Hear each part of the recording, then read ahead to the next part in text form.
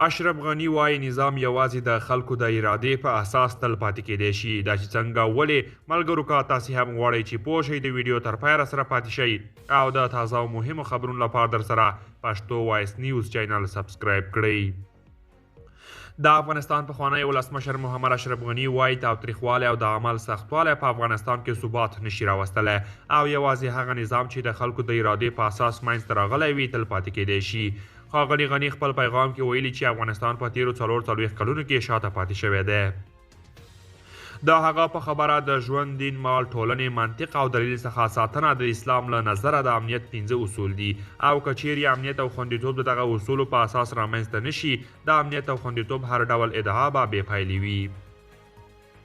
د افغانستان پخوانی ولسمشر محمد اشرف غني په خپل پیغام کې سیاست او حکومتدارۍ ته هم اشاره کړې ده. نظام یوازې د خلکو د ارادې په اساس تل پاتې کېدی شي، له هغه نه بغیر ستونزې او تحرکات رامنځته کیږي. ښاغلي غني د افغانستان د خلکو ترمنځ پر ملي یووالي هم ټینګار کړی دی او ویلي دي چې یووالی باید په عمل کې رامنځته شي. دغه یووالی له مشورې پرته، له بحث پرته او له آزاد انتخاب پرته رامنځته کېدی شي.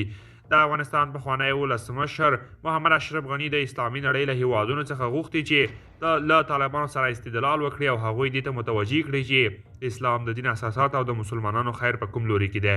دا په داسې حال کې ده چې طالبانو تر دې مخکې ویلي چې په ټول هیواد کې امنیت ټینګ کړی او د قدرت جزیرې یې له منځه وړي دي. قدرمنو دوستان، دا و زموږ د نن ورځې چمتو کلی خبر. تر بیا ښه وخت.